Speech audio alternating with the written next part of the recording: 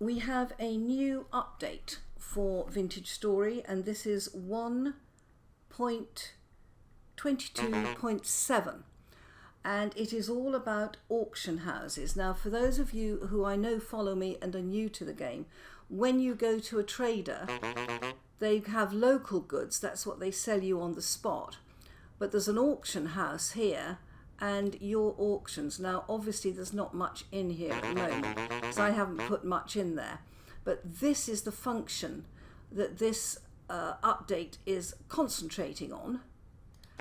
And this is my wonderful northern trader who is dressed in bearskin armour because he's up in the far, far cold north. It looks like a desert, but it's a cold desert.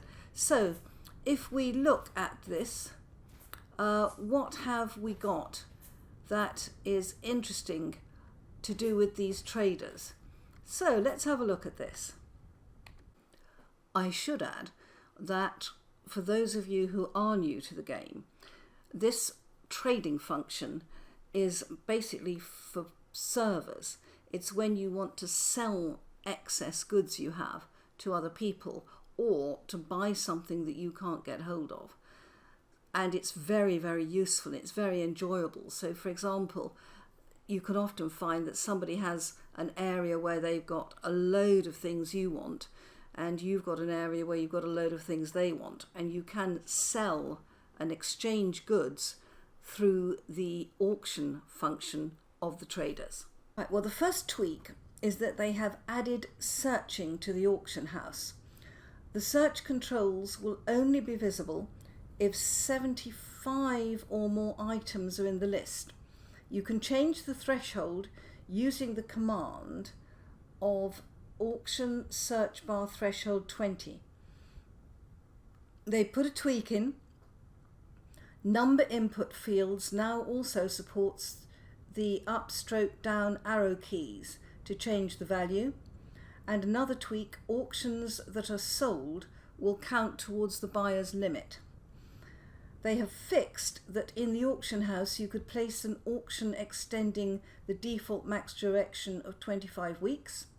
They have fixed that in the auction house you could buy expired auctions with a modified client.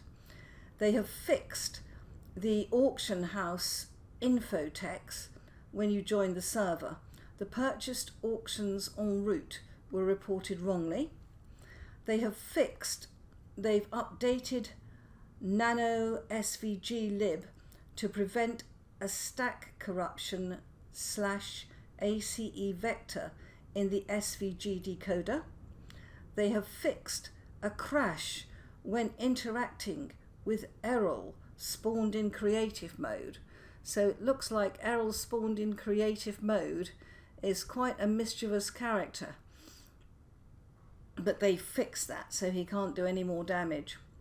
They have fixed that World Gen sometimes did not properly finish some structures when the server was paused, which happens in single player when you press escape. That's fascinating. So it means that if I'm coming near to some sort of, ruin or something, if I escape too soon, the World Gen may not continue properly. They fixed it anyway. That's a plus. They fixed that antler mounts, bookshelves, scroll racks, cabinets and mannequins would not rotate properly as part of schematics and World Gen and World Edit. Now this has changed because to start with they linked that to the wrench, and I've been having some troubles with my wrench, and I was thinking, oh thank goodness they've changed that, but obviously it was deeper than the wrench. They have fixed the water wheel in some configurations did not always consume rapid flowing water. And they have fixed the potential to split rapid flowing water into two streams. Everyone keeps wanting to do this. They fixed the latest one. They have fixed... My trader wants to talk as well. They have fixed the potential... might avoid players getting banned by the anti-abuse monitor due to slow autosaves. Oh my goodness. They have fixed getting out of bed did not check all possible spots, which could lead to getting stuck inside blocks. They have fixed that only allows entity debug mode in creative game mode. They have fixed shift click on slots will stop moving item stacks if source slot changes. They have fixed shift click in crafting grid could craft many items even if only one ingredient was fully consumed.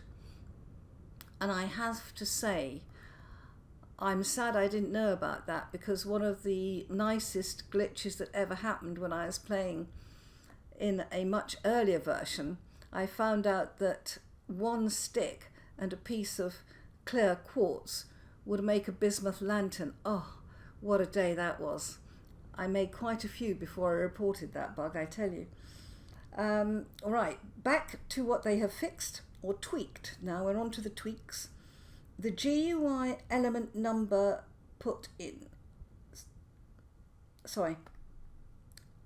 The tweak they fixed is that the GUI element number input in int mode equals true does now increment by 100 while pressing left shift and by 100 while pressing left control while scrolling. They have tweaked the GUI element number input now increments by 10, that's different, while pressing right shift, and by 100 while pressing right control while scrolling. And there's a final API tweak. They have moved GUI dialog handbook dot rejects from search text and GUI dialog handbook stop count stroke matches to GUI dialog. So there's a lot of detailed stuff there that will actually, I think, make the game more interesting, and it will certainly I think help a lot of auction traffic and will stop what look like people taking a little bit of advantage of the system. So that all looks good to me. If you've enjoyed this, leave a like. Bye bye, my friends.